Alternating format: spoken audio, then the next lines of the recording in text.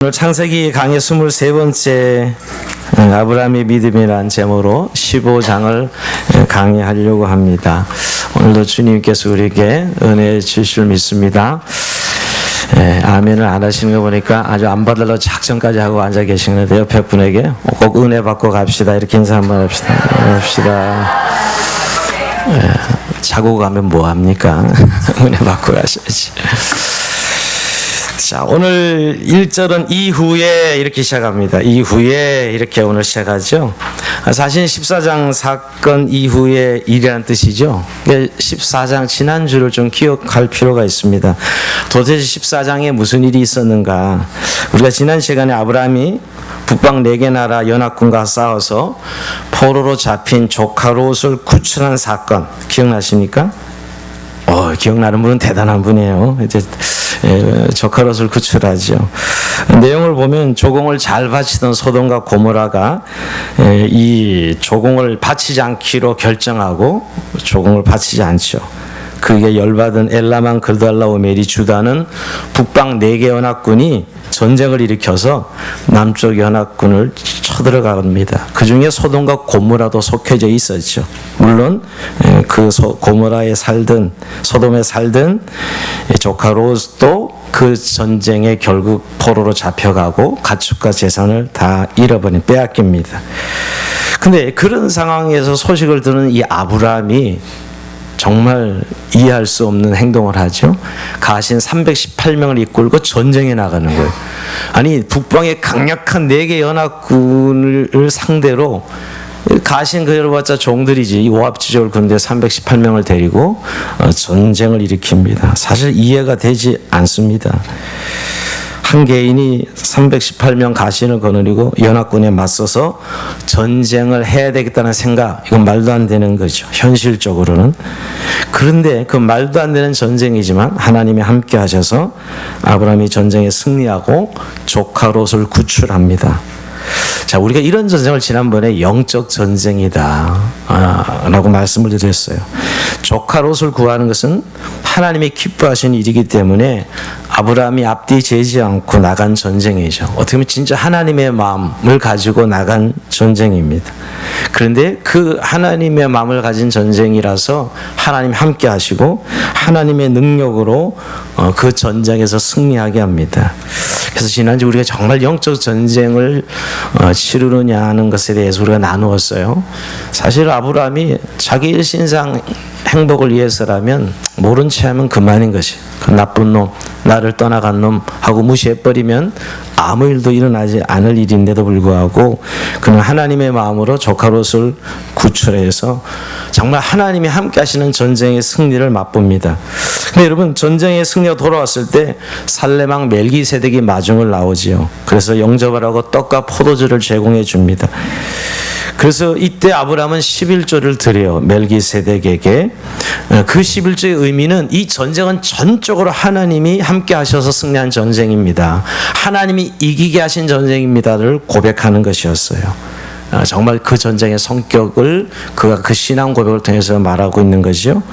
근데 이어서 이 소돔왕은 전리품을 다 주겠다고 제안합니다. 전리품을 다 주겠다고 제안할 때 이 아브라함이 전리품을 거절해요. 그 당시에 전쟁에 승리하면 전리품을 가지는 것은 당연한 것이었는데도 불구하고 아브라함은 그 전리품을 거절합니다. 이것은 아브라함이 전쟁의 의미를 너무 잘 알고 있었던 것이죠. 그렇게 전리품을 거절하는 것은 이 전쟁에 하나님이 함께 하셔서 이긴 전쟁이라는 사실을 알고 있었기 때문이에요. 그것을 통해서 우리 지난 시간에 아브라함의 믿음에 또 한 번의 진전이 있었다는 것을 우리가 지난 시간 14장을 통해서 살펴봤습니다. 그리고 이후에 이렇게 오늘 15장이 시작되고 있습니다. 자, 오늘 1절 다 같이 한번 읽어볼까요? 시작. 이후에 여호와의 말씀이 한상 중에 아브라함에게 임하여 이르시되 아브라함아 두려워하지 말라. 나는 내 방패요 너희 지극히 큰 상급이니라. 아멘. 자, 하나님께서 오늘 그 이후에 여호와의 말씀이 아브라함의 한상 중에 임합니다.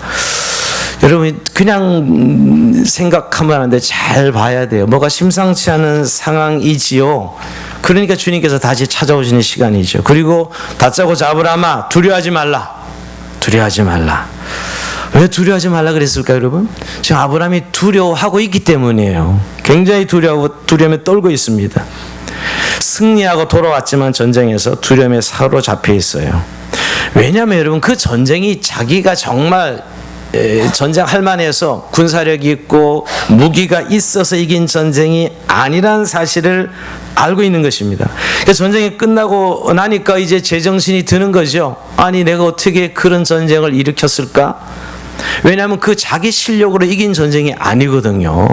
그 북방 4개 연합군이 그 어마어마한 군사력을 가지고 있고 무기를 가지고 있는데 내가 어떻게 그들을 상대로 전쟁을 치렀을까 하는 생각이 다시 한번 들면서 두려움에 사로잡히는 것입니다.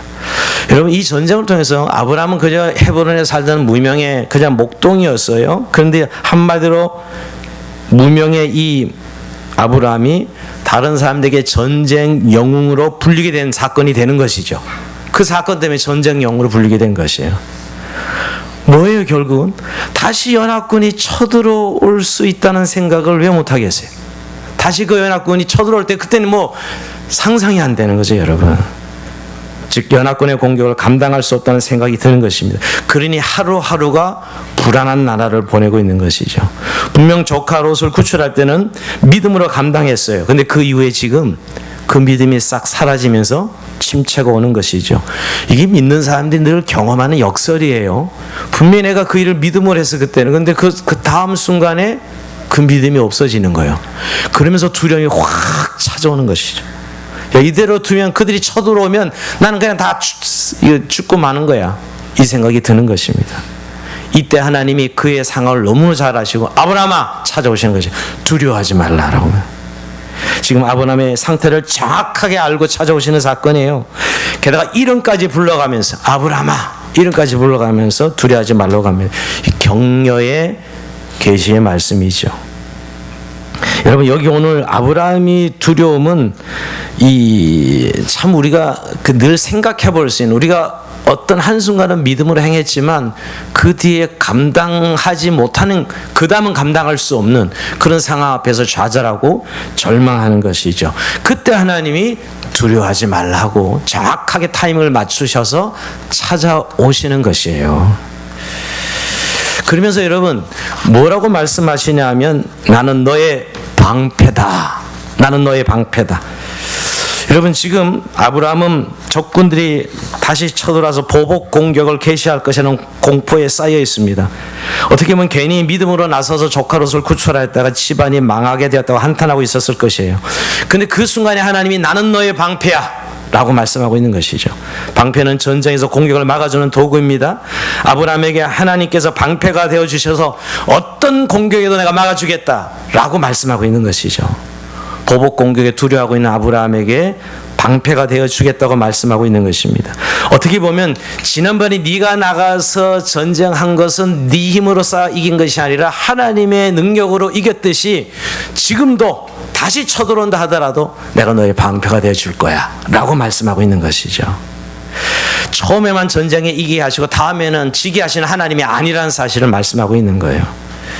아브라함은 그 전쟁에서 하나님 친히 자신의 방패였다는 것을 잠시 잃어버리고 있었던 것이죠. 이게 우리 믿음의 여정에 늘 있는 일이에요. 자꾸 잊어버리는 거예요. 분명히 그때는 믿음으로 싸워서 이겼는데도 그때 그 믿음을 싹 잃어버리고 다시 두려움에 사로잡힌 것이죠. 그때 하나님이 상기시켜주는 거예요. 나는 너의 방패다 라고 상기시켜주는 것이죠. 만약 아브라함 자신이 방패가, 하나님께서 방패가 되면 반드시 다시 이길 수 있으리라는 사실을 심어주는 것이에요. 여러분, 우리가 늘 이런 경험을 합니다. 우리가 믿음으로 행할 때는 사실은 분명히 이겼는데 그 믿음이 사라지면 두려움이 확 몰려오면서 하나만 패할 거야 라는 이런 생각을 드는 것이죠. 근데 그럴 때 하나님이 나타나셔서 난 너의 방패다, 잊어버리지 말라고 확인시켜주는 것이죠. 그러면서 또 한 번 그 다음에 이어서 하시는 말씀, 나는 너의 지극히 큰 상급이니라. 지극히 큰 상급. 이것도 굉장히 아주 타이밍이 기가 막힌 이야기예요. 왜 난 지극히 큰 상급이라 그랬을까요? 우리가 잘 아는 대로 여러분, 아브라함은 목숨을 걸고 싸운 후에 소돔 왕이 전리품을 다 가져가라고 제안합니다. 근데 여러분 그걸 거절하죠. 이유는 한 가지, 믿음 때문에. 하나님이 하신 전쟁인데 내가 전리품을 차지할 수 없어 라고 생각했던 거예요. 그래서 전리품을 거절한 것인데, 거절하고 딱 뒤돌아서니까 너무너무 아까운 생각이 드는 거죠. 아니, 그 전리품 반만 가졌어도 내 인생의 노후가 다 보장이 되어 있었을 텐데 왜 그때 내가 멍청하게 그 전리품을 거절했을까, 이 생각이 드는 거예요. 여러분, 아브라함이 롯의 요단의 기름진 촌을 차지했을 때도 큰 손실을 자청했잖아. 야, 네가 선택해 가라. 그거 아예 자청한 거 아니에요. 그때도 사진 손해를 봤는데 그 뿌리친 전리품이 계속 생각이 납니다. 그 전리품 조금만 챙겼어도 내 삶의 안전을 좀 더 쉽게 확보할 수 있을 터인데 하는 그런 후회가 되는 것이죠. 여러분, 우리가 이렇게 믿음으로 산다는 것이 손해를 보는 일이잖아요. 근데 그 일이 지나고 나면 이렇게 침체로 올 때는 말이야, 와, 너무너무 자기 연민에 빠지는 순간이 있어요. 내가 뭘 그렇게 손해를 봐야 돼? 내가 뭐 때문에 이렇게 손해를 봐야 돼? 이런 거죠. 우울증이 찾아오는 거예요. 그때 하나님이 그에게 하시는 말씀, 나는 너의 지극히 큰 상급이니라. 상급을 다른 말로 표현하면 나는 너의 지극히 큰 전리품이니라, 이렇게 말씀하는 거예요.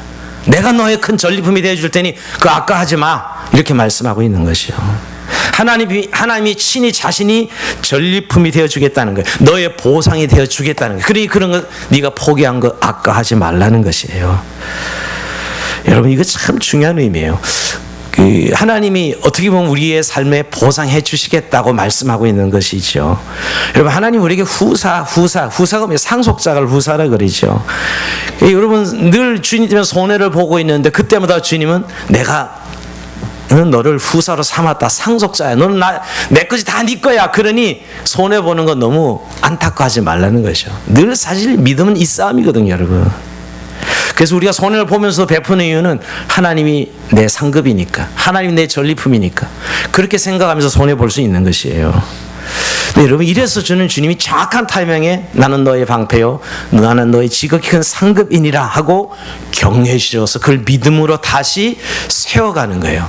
우리가 믿음으로 행했지만 그 다음에 찾아오는 이 영적 침체를 하나님이 다시 그를 세워가는 장면입니다. 근데 여러분, 하나님이 이렇게 아브라함이 나타나서 말씀하셨지만 사실은 잘 받아들여지지 않고 있어요. 그 다음을 보면 알죠, 여러분.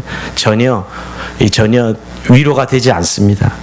아니, 하나님이 나의 방패가 되고 나의 상급이 된다는 말이 현실적으로는 별로 와닿는 말이 아니거든요. 지금도 믿음 생활하면서 제일 오는 게 이 대목이에요, 그죠? 하나님이 뭐 나의 복이 된다 그러지만 현실적으로 뭐가 오는 게 없잖아요. 아브라함이 이런 상황에서 그렇게 말씀하는 것보다 직접 군사를 많이 보내주시든지 이러면 위로가 되죠. 우리의 마음이 그래요. 아니면 돈을 하늘에서 막 뚝뚝 떨어뜨려 주셔서 그렇게 좀 복을 주시든지 이러는, 와, 하나님 대빵 이럴 거야 아마. 근데 전혀 그런 것이 아닌 말씀으로만 내가 너의 방패고 내가 너의 전리품이다, 이렇게 말씀하고 끝내시는 거거든요. 여러분, 우리에게도 하나님이 사실 늘 말씀으로 일하고 격려해 주십니다. 근데 그런 말씀보다는 좋은 직장을 주시든지 좀 빚값 버전 차를 좀 주시든지 아파트를 딱 단층되게 하시든지 돈을 좀 주시면 얼마나 좋아요. 근데 그렇지는 않으시다는 데 문제가 있어요. 사실은 이 말씀을 듣고 전혀 느낌이 오지 않는 아브라함이 하나님 앞에 이렇게 대듭니다. 자, 2절 3절 이렇게 대들어요. 한번 읽어봅니다. 시작. 아브라함이 이르되 주여하여 무엇을 내게 주시려 하나이까? 나는 자식이 없사오니 나의 상속자는 이 다메 사람 엘리에셀이니이다. 아브라함이 또 이르되 주께서 내게 씨를 주지 아니하셨으니 내 집에서 길린 자가 내 상속자가 될 것이니이다. 아멘. 주여하여 무엇을 내게 주시려 하나이까? 우리랑 늘 똑같은 기도죠. 아브라함도 똑같아요. 맨날 뭘 주시는 것도 없으면서 나는 너의 방패고 너의 지극히 큰 상급이고 이래도 뭘 주시는 게 없는데 이거죠. 뭘 주시려 하나이까? 이렇게 대드는 거죠. 뭘 주시려고요? 이런 기도를 드리는 것입니다. 사실 늘 우리가 하나님 말씀과 현실 사이 이런 괴리감이 있지요. 사실 하나님이 나의 상급이라 그러지만 내 손에는 아무것도 잡힌 것이 없기 때문에요. 잘 생각해보세요. 하나님이 아브라함을 사줘 너는 복이 될지라 이렇게 축복했잖아요. 그리고 땅과 장자 큰 민족을 약속합니다. 땅과 큰 민족을 약속하자면 지금 현실적으로는 자식 하나 없고 땅도 없고 아무것도 없거든요. 사실은 현실적으로는 그런 거예요, 여러분. 그러니 자녀가 없다는 것은 후대를 이을 자가 없는데, 아니 장차 너로 인하여 큰 민족을 이룰 것이니라 이렇게 말씀해 주셨거든요. 도대체 짜증나는 거예요, 사실 아브라함은. 이제 자녀를 가지긴 아내도 나이가 늙었고, 또 그 당시 현실적으로 그 고대사에서 자녀가 없다는 말은 자기 보호를 할 수 없는, 안전을 담보할 수 없는 그런 이 형국이거든요. 그래서 오늘 사실 아브라함은 하나님을 향해서 지금 위로된 게 아니라 포기하는 은사를 쏟아내고 있는 거예요. 솔직하게 하나님 이제 후사 문제나 포기하겠어요. 나한테 무슨 자녀를 줘서 민족을 이루겠다 하셨는데 나 그런 말 별로 믿고 싶지 않아요. 이런 이야기죠. 하나님 지금 나의 방패 나의 지금 상급이라 하시지만 자녀가 없는데 무슨 복이에요, 무슨 의미가 있어요, 사실 이런 이야기죠. 그래서 오늘 하나님 앞에 대들면서 여기 내가 집에서 키우는 이 종 엘리에셀을 그냥 후사로 삼겠습니다. 약간은 이 정말 자기 불평과 원망을 쏟아내는 이야기예요. 이 집에서 길린 후사, 이 엘리에셀 종이거든요. 건속이죠. 옛날 하란에서 올 때 건속으로 들어온 종인데, 옛날에 고대사에서는 종이 자녀가 없을 때는 후사가 되기도 했었어요. 그러니까 이게 전혀 생뚱맞은 이야기는 아니고요. 그 당시 문화에 따라서 그냥 나 이 종에게 내 후사를 다 넘겨 내 상속을 하겠습니다. 지금 이런 이야기죠, 여러분. 사실 이 말을 내가 지금 민족을 약속했는데 민족은커녕 자식 하나 주시 않은 하나님에 대해서 지금 불평하는 것이죠. 내가 이 나이에 무슨 새로운 꿈을 꾸면 무슨 소용이 있겠으며, 하나님이 나에게 그렇게 복을 주시겠다 하시는데 그 복의 의미가 무슨 의미가 있느냐라는 것이죠. 그저 엘리에셀에게 이 종에게 재산 다 주고 자신 편하게 살다가 죽겠다는 거예요. 여러분, 우리가 늘 하나님의 말씀 들을 때는 뭐가 다 될 것 같은데 실제로 이런 현실을 우리도 늘 만나게 돼요. 여러분, 자꾸 성경 이야기가 남 얘기가 아니라 사실 저와 여러분이 얘기해야 돼요. 현실적으로는 별로 없는데 하나님이 계속 우리에게 말씀해 주시거든요. 하나님의 당신의 자녀들에게 말이에요. 그게 비전이고 약속이고 그것이 은혜입니다. 근데 현실적으로는 사실 그게 이루어지지 않는 것을 보고 늘 낙심하고 포기하게 되죠. 그래서 오늘 마음에 차선책 엘리에셀을 후사로 삼겠습니다. 이렇게 지금 말씀하고 이야기하는, 어떻게 보면 하나님 약속이 이루어지지 않으니까, 그 하나님 약속이 기다리기 어려우니까 그 다음 살 길을 선택하는 거예요. 믿음은 믿음이고 내 살 길은 내가 찾아가야 돼, 이 생각을 자꾸 하게 되죠. 여러분 어때요? 믿음은 믿음인데 분명히 내게 말씀해 주셨고 난 하나님을 아는 사람이에요. 그걸 믿어요, 하나님을. 근데 현실적으로는 내 계획대로 안 되어서 자꾸 어려움을 겪다 보니까 그 문제는 차선책인 내 생각대로 살고 싶어 하는 것이죠. 그래서 엘리에셀은 카드를 늘 꺼내 들어요. 내가 원하는 방식으로 살고 싶은 것이죠. 이때 하나님은 굉장히 섭섭해 하시는 것이에요. 아브라함을 모리아 정상까지 지금 믿음의 삶으로 데려가시는 하나님의 입장에서 보면 너무너무 섭섭해한 것이지요. 그때 하나님이 이제 대답합니다. 아니다 라는 대답을 4절에 하세요. 자, 4절 읽어봅니다. 시작. 여호와의 말씀이 그에게 임하여 이르시되 그 사람이 네 상속자가 아니라 내 몸에서 날짜가 내 상속자가 되리라 하시고. 아멘. 자, 자기 생각을 말하는 아브라함에게 하나님은 내 몸에서 날짜가 상속자야, 그는 상속자가 아니다, 이렇게 아예 부정합니다. 아브라함과 하나님의 생각이 완전히 다르지요. 하나님이 인정해 주지 않습니다. 여러분, 엘리에셀은 내가 임으로 정한 것이지 하나님 뜻이 아니에요. 그죠? 하나님의 뜻은 분명히 내 몸에서 날짜, 예전에 약속할 때는 너를 인하여 큰 민족을 이루겠다 후사를 약속은 하셨어요. 그런데 이제 아예 좀 더 구체적으로, 좀 더 내 몸에서 날짜라고 좀 더 구체화돼요. 하나님이 하나님의 사람들을 믿음으로 훈련시켜가는 과정이죠, 여러분. 그냥 후사를 약속했는데 이제 내 몸에서 날짜가 네 상속자야 라고 이야기하는 것이죠. 이 정도 말씀하시면 아브라함이 감동을 받고 옛날처럼 제단을 쌓을 만한데, 아브라함이 이런 말씀을 받고도 별 감동이 없습니다. 하나님 말씀이 지금 들어오지 않는 거예요. 그래서 결국 하나님은 이 아브라함을 끌고 밖으로 나가서 시청각 교재를 사용해서 믿음을 설명해요. 자, 5절입니다. 다 같이 5절 읽으면 시작. 그를 이끌고 밖으로 나가 이르시되 하늘으로 무뼈를 세울 수 있나 보라. 또 그에게 이르시되 내 자손이 이와 같으리라. 아멘. 자, 염장 지르는 것 같은 느낌도 들어요. 지금 상속자가 없어서 종을 상속으로 세우겠다 그러는데 하나님은 아니라 그러고 네 몸에서 날짜가 상속자야, 그렇게 말씀하시면서 밖에 데리고 나갑니다. 하늘의 무뼈를 봐라. 뭐 별이 쏟아지는 그런 밤이겠죠, 여러분. 그 헤아려 보라고 이야기합니다. 예, 어떻게 헤아릴 수 있겠어요? 그 많은 별들을. 근데 예전에도 여러분 하나님이 한번 아브라함이 상심해 있을 때 조카 롯을 보내고 나서 너무너무 안타까 상심했을 때 불러다가 야 아브라함아 너 동쪽 남쪽 북쪽 남쪽 동서남북을 봐봐 한번.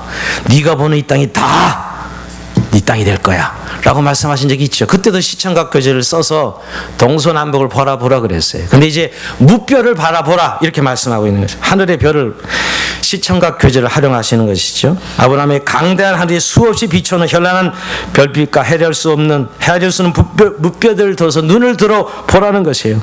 지금 사실 현실에 막혀서 자기 현실에 막혀서 믿음의 눈이 지금 보이지 않는 아브라함을 하나님이 믿음의 눈을 여시려고 별을 보여주신 것이죠. 인간이 작은 존재라는 것은 절대자의 강하고 신묘한 세계에 직면할 때 절감하는 것이죠. 정말 창조주 하나님의 말씀이 새로운 의미로 다가올 수 있도록 여러분 별을 보면서 내 자손이 이와 같으리라 이렇게 말씀하고 있는 것이죠. 하나님이 저 별을 만든 사람이 누구냐? 하나님이 만드셨다면 네 자손도 수억 년 떨어지는 저 하늘의 우주의 별도 하나님 만드셨다면 네 자손 하나 내가 못 만들겠느냐? 이런 의미죠. 네 자손이 이와 같으리라고 말씀하고 있는 것이죠. 그러니 좁은 시야를 벗어나서 믿음의 안목을 가지라는 거예요. 창조주 하나님에 대한 능력과 약속의 말씀을 신뢰하라는 믿음의 촉구예요. 근데 여러분 여기서 아브라함이 완전 설득돼요. 자, 오늘 이 장면에서 아브라함이 돌아와요. 하나님이 그 무별을 바라보라면서 네 자손이 이와 같으라는 말씀에 감동을 받고 그 사실을 믿습니다. 자, 6절. 오늘 중요한 6절 같이 읽습니다. 시작. 아브라함이 여호와를 믿음이 여호와께서 이를 그의 의로 여기시고. 자, 오늘 여기 성경에 보면 그때서 아브라함이 여호와를 믿었다라고 이야기합니다. 근데 여기서 여호와를 믿었다라고 보면 그러니까 하나님이 말씀 상속자 문제 족계는 네 몸에서 날짜가 상속자야 라는 말씀을 믿었다는 의미죠. 근데 사실 이 말은 그의 모든 미래를 하나님께 맡겼다는 것이에요. 100% 하나님을 신뢰하고 의지했다는 것이죠. 여호와를 믿었다는 것은 여러분 단순히 어떤 내용을 믿었다기보다 여호와를 믿으니 이렇게 표현하고 있다는 데 기억하셔야 돼요. 여호와를 믿으니 지금 현실적으로 하나님의 말씀한 게 이루어지지 않고 있어요. 그래서 불평과 짜증을 내고 있는데 아까 시청각 교전에서 하나님 말씀하실 때 그때서 여호와를 믿었다. 그리고 그 믿음을 하나님께서 의로 여기셨다라고 말씀하고 있거든요. 이것을 로마서는 이렇게 표현하고 있어요. 이 내용을 로마서 4장 18절에서 22절은 이 내용을 이렇게 설명하고 있어요. 부차서 설명합니다. 읽어보면 시작. 아브라함이 바랄 수 없는 중에 바라고 믿었으니 이는 내 후손이 이 같으리라 하신 말씀대로 많은 민족의 조상이 되게 하려 하심이라. 그가 100세나 되어 자기 몸이 죽은 것 같고 사라의 태가 죽은 것 같음을 알고도 믿음이 약하여지지 아니하고 믿음이 없어 하나님의 약속을 의심하지 않고 믿음으로 견고해져서 하나님께 영광을 돌리며 약속하신 것을 또한 능히 이루실 줄을 확신하였으니 그러므로 그것이 그에게 의로 여겨졌느니라. 아멘. 아주 친절하게 설명하고 있어요. 로마서는 이 내용을요. 이 창세기 15장 6절을 로마서 4장 18절 이하는 아주 친절하게 설명하고 있어요. 근데 중요한 건 여러분 그 여호와를 믿었다 그랬는데 그냥 믿은 걸로 끝나면 좋은데 그 다음 대목이 우리의 뭔가 생각을 자꾸 걸리게 하죠. 믿으니 여호와께서 이를 그의 의로 여기시고 이거요. 여러분 여기 이제 이신칭의가 로마서에서 나오는 건데 창세기 15장 6절에 이신칭의가 나와요. 여러분 우리가 자꾸 신약 성경과 구약 성경을 따라 볼 게 아니라 이거 어디서 본 성경이 본 내용인데 이게 로마서에 나온 성경 이야기잖아요. 처음으로 믿음이란 용어가 나옵니다. 여기 사실 구약을 우리가 지금까지 강의했는데 오늘 15장에 와서 이 여호와께서 이를 그의 의로 여기셨다 그 믿음을 말해요. 우리가 흔히 이신칭의를 믿음으로 의롭다함을 받는 것, 믿음으로 의롭다함을 받는 것이 이신칭의라 그래, 이신득의라 그럽니다. 그렇죠? 뭐냐면 하나님의 말씀을 아브라함이 듣고 믿었다는 것이죠. 사실 근데 여기서 우리가 정말 이 내용이 결국은 단순히 믿어서 그래 후사를 준다는 걸 믿었다는 끝나지 않고 그의 믿음을 보시 하나님이 아브라함을 의인으로, 그 믿음을 의로 여기셨다, 의인으로 여겼다는 표현이에요. 인정하셨다는 것이죠. 사실은 이 아브라함이 의롭다함을 받았다는 것은 무슨 믿음이 대단해서 또는 그가 정말 대단한 사람이라서 의로 여겼다는 이야기가 아니라, 하나님이 일방적으로 아브라함의 그 믿는 모습을 보면서 그 믿음을 의로 여겼다는 이야기예요. 우리가 의라는 단어가 성경에서 제일 이해하기 어려운 단어. 의는, 성경의 의는 도덕적인 의미를 말하는 게 아니에요. 하나님과 인간의 관계 안에서 완전한 회복을 말할 때 의, 이렇게 표현한 거예요. 이거 모르면 신약 성경 전혀 구원을 이해하지 못해요. 의라는 것은 하나님과 인간의 관계에서 완전한 회복을 의미해요. 도덕적 의를 말하는 것이 아니에요. 우리가 죄인이라서 하나님 앞에 설 수 없는데 하나님이, 우리가 하나님을 믿을 때 그 믿음을 의로 여기셔서 하나님 앞에 설 수 있게 해주신 것이죠. 그 의는 물론 우리의 의가 아니라 예수 그리스도가 십자가에 죽으시고 부활하신 예수 그리스도의 의지요. 정가된 의예요. 그 의로 우리를 의롭다 하셨다는 것이에요. 이 사건이 지금 아브라함의 생애에 나오는 거예요, 벌써. 그러니까 구약 다로 신약 다로가 아니, 이미 구약의 아브라함 인물을 통해서 하나님이 이 믿음의 삶을 말씀하고 있는 것이죠. 아브라함을 하나님이 택정하셔서 이미 의인으로 삼으시고, 그 의인으로 삼은 아브라함을 믿음의 사람으로 훈련시켜 가셔서 창세기 22장의 모리아 정상까지 올리시는, 하나님이 사람들을 선택해서 어떻게 이끌고 가시는 걸 보여주기 위해서 오늘 아브라함을 선택하시고 아브라함의 인생을 통해서 우리의 삶을 말씀해 주신 사건이에요. 그래서 여러분, 오늘 이 하박국 2장 4절에 이 내용이 나와 이거죠. 하박국 2장, 의인은 그의 믿음으로 말미암아 살리라. 하박국이 이제 다시 한번 반복되고요. 이제 로마서 1장 17절에 복음에는 하나님의 의가 나타나서 믿음으로 믿음에 이르게 하나니 기록된 바 오직 의인은 믿음으로 말미암아 살리라. 그러니까 이신칭의 신앙이 계속 반복돼서 나오는 것입니다. 근데 결국 여러분, 한마디로 이런 것이에요. 아브라함이 믿었다 그러니까 그 믿음이 근거가 되어서 의인이 된 것처럼 생각하기가 참 쉬워요. 이게 제일 어려운 설명인데, 이것 때문에 이제 이 켈빈주의와 알미니안주의 나뉘어지기도 하고, 이 해석을 통해서 여러분, 믿음으로 아브라함이 믿었어요, 하나님을. 그 믿음이 의가 되고 근거가 된 게 아니라는 거예요. 그 의미는, 그러니까 마치 그 표현을 들으면 믿음 때문에 의인이 되었다, 맞긴 맞죠. 아브라함이 믿었다고 고백하고 믿겠다고 한 것은 분명합니다. 그런데 그 믿음은 전적으로 하나님의 은혜요, 선물이라는 걸 강조해요. 계속 신약은 그 얘기를 하는 겁니다. 오늘도 여러분, 아브라함이 위대하구나, 야, 믿었어 아브라함이, 그래서 의인이 되었어, 그게 아니라 하나님이 아브라함의 그 믿음을 의로 여겨주신 것이죠. 그 이유는 앞으로 오실 예수 그리스도의 십자가로 말미암아 결국 아브라함을 의인으로 삼아주신 것이에요. 즉 행위가 아니라는 거예요. 행위, 우리가 믿음으로 구원받는 걸 이야기할 때 행위에서 나온 것이 아니라는 거예요. 인과율이 아니라는 것이죠. 전적으로 하나님이 주도권을 가지고 아브라함에게 찾아와서 아브라함에게 믿음을 선물로 주시고, 그 믿음을 아브라함이 오늘 고백한 거죠, 사실은. 은혜와 선물로 주신 것입니다.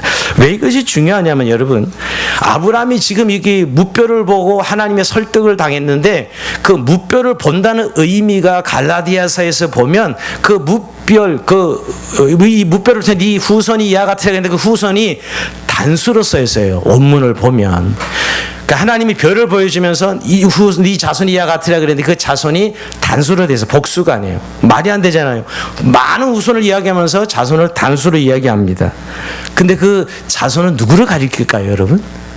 예수 그리스도를 가리키는 거예요. 자, 갈라디아 3장 16절을 한번 읽어봅니다. 이건 꼭 잘 읽어보세요. 시작. 이 약속들은 아브라함과 그 자손에게 말씀하신 것인데, 여섯을 가리켜 그 자손들이 하지 아니하고 오직 한 사람을 가리켜 내 자신을 하셨으니 곧 그리스도라. 지금 이거 아까 창세기 15장 5절에 말한 이 자손이 단수로 써 있어요. 여럿이라고 말하지 않고 한 사람, 곧 그리스도인 거예요. 그러니까 하늘의 별을 봤다는 게 뭐예요? 오실 그리스도를 본 거죠. 사실 별을 보이시지만 하늘의 무뼈를 통해서 십자가를 보여주신 거예요. 앞으로 오실 그리스도를 보게 해서 그 그리스도 의로 말미암아 오늘 이 아브라함이 의인이 되었다는 거예요. 그러니까 이 구원의 교리가 창세기부터 나오는 거예요. 우리가 참 믿음이라 그러면 우리가 무엇을 하나님 얻어내거나 우리가 하나님 앞에 뭔가 대단한 존재를 인정받을 때 믿음이라는 용어를 쓰지만 오늘 여기서 믿음의 의의는 그런 의의가 아니에요. 전적으로 하나님이 우리를 택정하시고 그래서 에베소서나 여러분 빌립보서 보면 다 우리를 창세전에 택정하시고 우리를 그 은혜로 부르사 계속 반복되고 있는 게 이 내용이에요 사실은. 근데 뭐 그냥 교리니까 늘 그냥 지나가는 분이 참 많아요. 뭐냐면 결국 그 별을 보면서 그리스도 안에서 뭇별들이 뭇교회 뭇성도들이 탄생되는 거죠. 하나님의 나라가 탄생되는 걸 미리 아브라함을 통해서 보여주는 거예요. 근데 그 아브라함이 그걸 믿어서 그 믿음을 의로 여기셨다는 것이죠. 뭐냐 하나님의 뭇별을 바라보면서 설명할 때 아브라함은 자녀를 약속한 하나님을 믿었는데 그 의미는 앞으로 오실 예수 그리스도를 통해서 여러분 우리 모든 인생들이 구원받는 것을 이미 그 약속을 통해서 보게 하신 것이죠. 그 구속의 십자가를 말이에요. 이게 좀 여러분 이 얘기 들으면 너무 비약이에요. 그런데 성경 이제 오늘 이 교리적으로는 비약처럼 들리지만 오늘 이제 아브라함의 인생이 이끌고 가시는 하나님 모습을 보면 돼요. 여전히 하나님은 자 이렇게 믿어서 그 믿음을 의로 여겼지만 아브라함이 실수 안 해요? 완전해지는 거예요? 완전해지지 않아요. 그러니까 여러분 우리가 이 주신 이 하나님 구원받은 믿음은 객관적인 믿음이에요. 이거는 변하는 게 아니고 근데 이제 이 객관적인 믿음을 가지고 있으면 우리가 그 믿음을 신뢰하고 따르는 트러스트의 믿음이 뒤따라가죠. 그렇죠? 근데 그건 늘 넘어졌다 일어났다 넘어졌다 이럽니다. 오늘 여러분 이를 통해 아브라함이 하나님을 믿음으로 이제 그 의로 여기셨지만 그 뒤에 아브라함의 생애는 또 실수해요. 자, 그 뒤에 오늘 이제 그 7절 이하에 보면 또 아브라함이 하나님 앞에 실수하는 것을 보게 됩니다. 실수한다기보다는 자 사실 이제 후사 문제 해결됐어요. 믿었어요. 하나님이 주시겠다니 그래요. 하나님 주신다 그냥 믿는 거예요. 지금 뭐 나이가 늙어서 애도 낳을 수도 없고 뭐 지금 아무것도 믿을 만한 것들이 없어요. 근데 아브라함은 믿었어. 왜? 하나님이 그렇게 말씀하시는 것이니까. 그러니까 하나님의 말씀을 100% 신뢰하고 믿은 것이죠. 이걸 이신칭이 믿음으로 어렵다함을 받았다는 것이에요. 그래서 하나님이 후사 문제를 해결해 주시고 그 다음에 땅 문제를 이야기합니다. 자 7절 한번 읽어보면 자 7절 한번 시작. 또 그에게 이르시되 나는 이 땅을 내게 주어 소유를 삼게 하려고 너를 갈대아인을 우리에서 이끌어낸 여호와니라. 아멘. 자 이제 후사 문제 이야기하고 땅 문제로 넘어가는 겁니다. 지금 땅 한 평 없는 아브라함에게 야 이 뭐 땅을 자꾸 가나안 땅을 약속하시니까 이것도 또 너무너무 황당한 거잖아요 사실은요. 근데 하나님이 너를 데려 나온 것은 이 가나안 땅을 업으로 주기 위한 것이야 라고 이야기하는 것입니다. 그래서 아니 지금 땅 한 평도 없는데 자꾸 가나안 땅을 업으로 주시겠다니까 이 아브라함이 이것도 열받는 것이거든요. 그래서 8절이 이렇게 갑니다. 8절 읽어봅니다. 시작. 그가 이르되 주여하여 내가 이 땅을 소유로 받을 것을 무엇으로 알리까? 내게 무엇을 주시려나이까? 아까도 그 아브라함의 대답이잖아요. 무엇으로 알 수 있어요? 하나님 이 땅을 내게 주신다는 것은. 지금 땅 한 평도 없는데 그런 이야기죠 여러분. 여러분 이 장면을 보면서 믿음으로 의롭다함을 받았지만 아브라함은 여전히 한 약속에 대해서 신뢰하지 못해요. 여전히 다 믿지 못해요. 이 이방인들이 다 차지하고 살고 있는데 지금 7 족속이 다 차지하고 가놨다고 내가 나에게 주시겠다는 말씀이 안 믿어지는 거죠 여러분. 그러니 그것을 어떻게 알 수 있냐고 물어보는 겁니다. 도대체 그러면 나는 그렇다 치고 나 후손들이 어떻게 이 땅을 다 차지하게 되는지 좀 알게 해달라는 거예요. 그래서 지금 하나님이 그 대답에 대한 것으로 그래 언약을 맺습니다. 여기 헷불 언약이 나오는데 언약을 맺어요. 언약을 맺고 단순한 언약이 의식을 행하죠. 오늘 보면 이 후반절에 시간이 벌써 좀 요약하면 여러분 중요한 약속을 할 때 그 당시에 짐승을 죽여놓고 약속을 하는 사람이 그 사이를 지나가는 의식을 행했어요. 이 의식도 고대사에 있었던 거예요. 중요한 약속을 할 때 짐승을 죽여놓고 그 사이를 지나갑니다. 이것은 약속을 하는 사람이 생명을 걸고 이 약속을 지키겠다는 것이에요. 그리고 만약 이 약속을 지키지 못하면 쪼개져 죽은 짐승처럼 죽임을 당해도 좋다는 뜻으로 이런 의식이 있었어요. 근데 하나님이 오늘 이 의식을 지금 아브라함과 언약 체결하면서 요구합니다. 9절에 보면 3년 된 이 암연소 수양을 쪼개서 놓으라 그러죠. 그 다음에 산비둘기, 집비둘기도 가져오라고 이야기합니다. 그래서 짐승 잡아놓고 지금 의식을 행하는 거, 언약을 어떻게 이 땅이 내 것이 될 것인가 보여달라고 했을 때 하나님이 언약 체결을 하는 거예요, 지금 아브라함에게. 그러면서 의식을 행하게 하는데, 그래서 다 3년에 암소, 암염소, 수장 다 해놨는데 집 비둘기, 산 비둘기 작아서 쪼개지도 않고 그래 딱 놓았어요. 근데 뭐 솔개만 계속 왔다 갔다 하지 안 오시나, 하나님인지 아시지 않는 거예요. 잠이 들어버리죠, 여러분. 잠든 가운데 굉장히 공포에 질문졌을 거예요. 아니, 하나님 뜻이 이루어지는데 이런 어려움이 있다는 걸 예시하고 있는 거죠. 바로 하나님이 임재하셔야 되는 약속을, 이 의식을 하라 그랬으니까. 근데 하나님이 안 오시는 거죠. 그래서 굉장히 고통을 겪어요. 이게 뭘로 있냐면 400년 동안 이스라엘 백성들이 애굽에서 종살이 하다가 다시 돌아오는 사건을 예시하는 내용이거든요. 이 언약식을 통해서. 그래서 12절에 보면 해질 때 아브라함이 깊은 잠이 임하고 큰 흑암과 두려움이 그에게 임하였더니, 하나님 뜻이 이루어지는 이렇게 고난과 고통이 따른다는 거예요. 하나님 뜻이 완성될 때는. 그럼에도 불구하고 약속을 믿고 나가야 되는 거죠. 이걸 보여주는 사건이에요. 결국 아브라함의 체험은 이런 겁니다. 이스라엘 백성이 400년 동안 애굽에서 종살이하면서 고통받을 터인데 고통받을 거예요. 그러다 다시 돌아와서 이 땅을 찾아가게 될 것이니, 근데 그 여기엔 또 뭐가 들었을까요? 앞으로 오실 예수 그리스도가 고난 보고 십자가를 지고 죽으실 터인데 이런 고통도 담겨 있는 거죠. 이 하나님의 구원의 약속이 성취되려면 이 모습을 보여주고 있는 거예요. 그래서 설명해 줍니다. 당장은 가나안 땅을 주시지 않고 400년 후에 이 땅을 아브라함 자손들이 차지하게 될 것이다, 이렇게 얘기하는 것입니다. 즉 400년 후에 강한 나라가 되어서 많은 재물을 가지고 애굽에서 탈출해서 이 땅을 차지하게 될 것이다 라고 말씀하면서, 너는 미리 이스라엘 백성을 미리 말해주는 거예요. 400년 후에 이야기를 해주면서 너는 원하는 대로 편하게 살다가 하나님의 품에 들어가게 될 것이다, 이렇게 말씀하고 있죠. 여러분, 그 이후에 보면 결국 아브라함은 여러분 자기 땅에서 이방인같이 살아요. 사실은 땅을 약속했지만 이방인처럼 살아요. 땅을 차지 않습니다. 나그네로 살아요. 외국인으로 삽니다. 결국 하나님이 약속한 것은 실제 그 땅이라기보다는 영원한 하나님의 나라를 예시하기 위해서 말씀한 거예요. 사실 약속의 표시로 땅은 따로 있는 것이죠. 결국 사실은 아브라함을 부르셔서 하나님이 결국 상속자라는 것을 통해서 하나님이 진정한 이 아브라함이 행복과 축복이 하나님께 있고 하나님 자신이 복이라는 사실을 가르쳐주기 위해서, 땅도 사실 따지고 보면 그 땅 문제를 가지고 진정 하나님의 나라의 백성으로 살아가는 사실을 설명하기 위해서 꺼낸 이야기라는 거예요. 하나님은 아브라함에게 한 평의 땅도 차지 못하고 살지만 너는 하나님의 나라에 차지하는 하나님의 후사가 될 것이다, 하나님의 상속자가 될 것이다, 이렇게 말씀하는 것이죠. 결국 그러고 나서 설명하고 나서 불이 지나갑니다. 가장 엄숙한 의식으로 캄캄한데 풀무불이 지나가죠. 불은 하나님 임재를 상징하는 것입니다. 햇불이 나타나서 쪼개놓은 짐승사를 지나가죠. 이건 번제와 좀 다릅니다. 번제는 짐승을 다 태우는 게 번제예요. 헌신의 의미죠, 번제는. 그런데 통과하는데 이 햇불은 하나님이 통과하는 것이죠. 통과하는 것은 하나님의 주체가 되어서 그 약속을 이루겠다는 것이죠. 이 언약은 쌍방에 맺은 언약 같지만 실제는 하나님이 스스로 주도해 가시겠다는 거예요. 하나님이 하시겠다는 거죠, 여러분. 하나님이 주도하시는 언약이에요. 왜 이게 중요하냐면 여러분, 우리가 믿음으로 구원받았다는 것을 내가 열심으로 노력해서 구원받은 것처럼 그것 때문에 내가 실망하고 어렵고 힘들어하는 이런 사람들이 너무 많아요.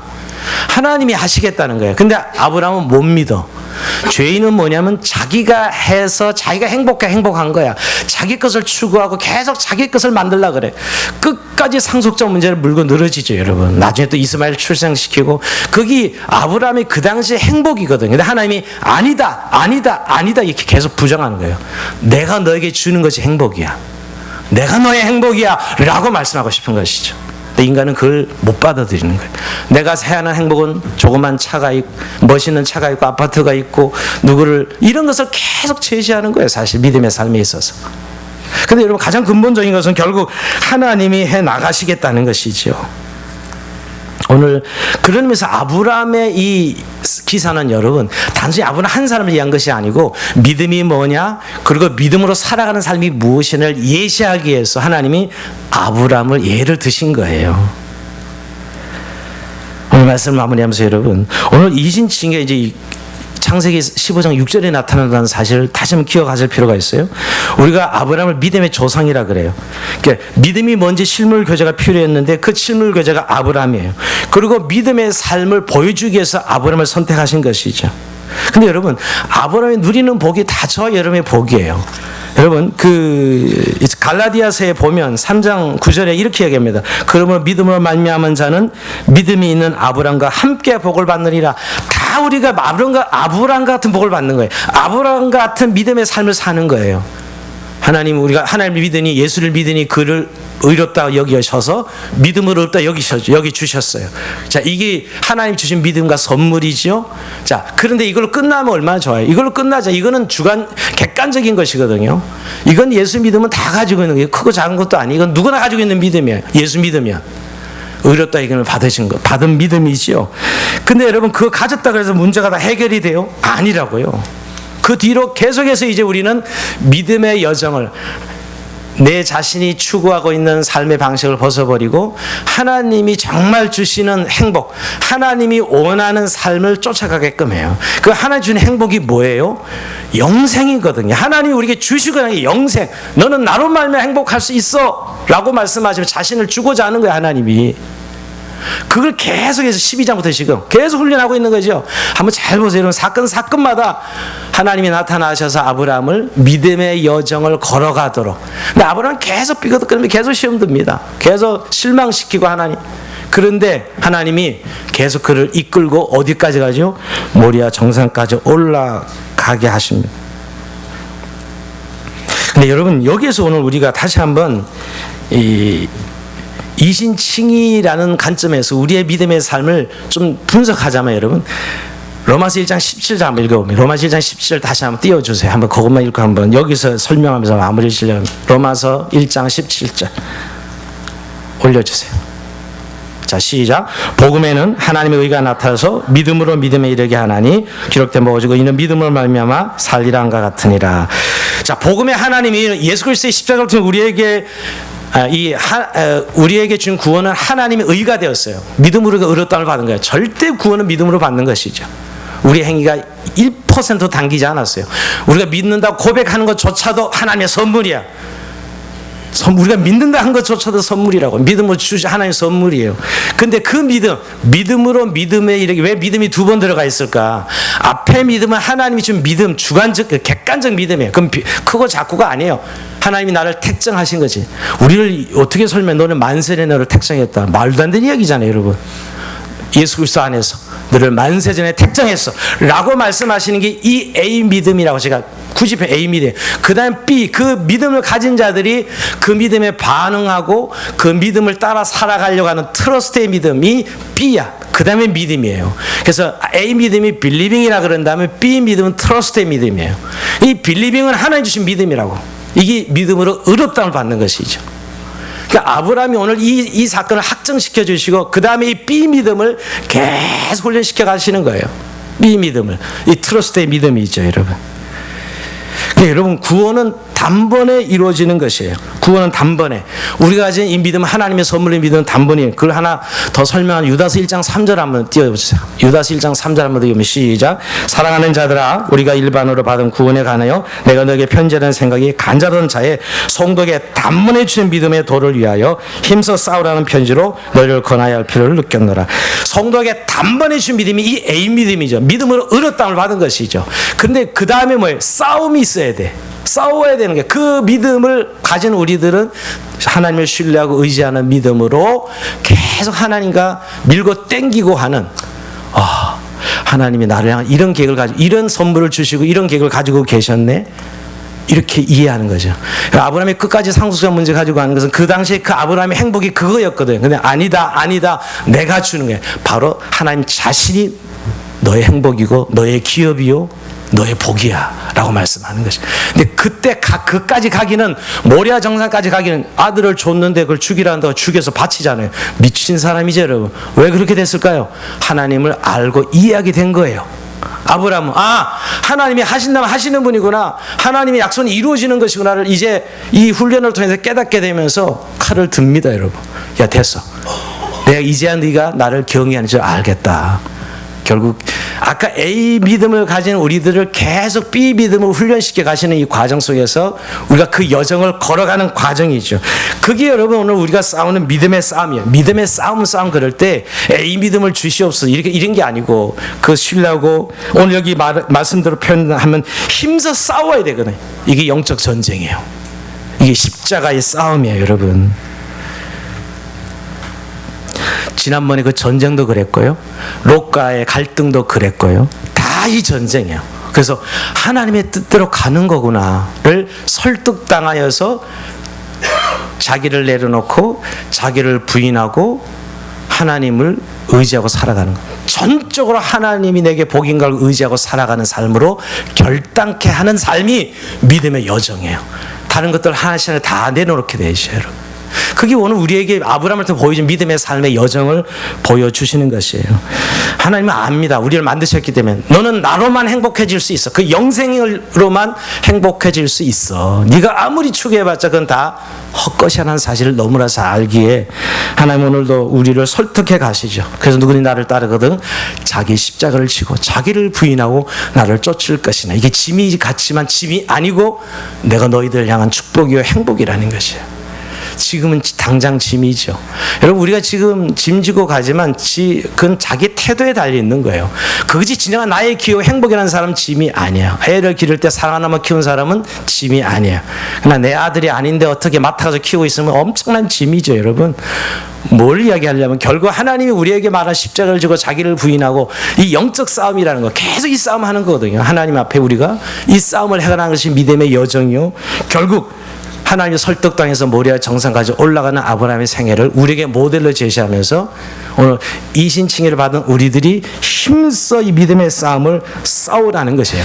그러니까 여러분 오늘 우리가 착각하지 말 것은 지금 가난하고 또 병들고 애를 들면 또 권력이 없으면 자꾸 비참하고 열등감을 느끼고 그러는데 절대 그렇지 않다. 하나님은 이제 우리가 그리스도의 부름 받았다면 우리가 믿음만 가지고 있다면 뭐 돈이 없고 가난하고 병들고 어떤 상황에도 우리는 믿음을 계속 이겨가고 있는 싸움을 하고 있는 거예요. 하나님을 더 알아가고 하나님을 더 발견하고 그 안에 준 행복과 기쁨을 더 누려가는 성도로 살아가고 있는 거예요. 그것 때문에 비참해지는 게 아니라 성도는 오히려 고난이 크면 클수록 비참해지는 게 아니고 힘은 들죠, 여러분. 그런데 더 하나님의 영광스러움을 발견해가는 과정이라는 거. 오늘도 그런 거 아니에요? 내가 너의 방패다, 너의 상급이다. 야, 아브라함 포기하지 말고 자살하지 말아라. 두려워하지 말아라. 가난하다고 그거 너 열등감에 젖지 말아라. 계속 말씀하고 있는 거예요. 두려워하지 말라고 말씀하시면서. 근데 여러분 결국 우리가 우리 힘으로 해보면 안 되거든요. 안 된다는 사실을 알면 우리의 손이 하나님께로 올라가죠. 하나님을 붙들죠.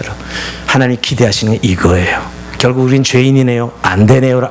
깨닫게 될 때 온전히 하나님만 의지해야 돼요. 근데 그 하나님을 의지하는 그 관계가 진정 우리의 행복이요, 기쁨이요, 우리가 최종적으로 완성될 구원의 하나님의 나라에서 완성되어서 살아갈 우리의 모습이거든요. 이런 은혜를 드리는 이신칭의를 통해서 우리가 정말 하나님의 상속자인 걸 알고 정말 이제는 어떻게 살아가야 되죠? 믿음으로 해요. 그랬어요. 계속 믿음. 여러분 십자가 봤어요? 하나님을 봤냐? 그래도 믿음으로 또 믿음으로 살면 그 다음 결과를 우리에게 주시는 하나님. 우리 이 여정 속에서 하나님을 지금 계속 쫓아가고 있다는 걸 기억하시고 이 복을 진정으로 누리고 발견하고 이 훈련의 여정 속에서 낙심하지 아니하고 오늘도 우리가 병 때문에 가난 때문에 또는 우리의 어떤 상황 때문에 낙심하지 말고 하나님으로 다시 의지하고 믿음으로 승리하는 저희는 삶이 되길 주의 이름으로 축원드립니다. 자, 우리 찬송합시다.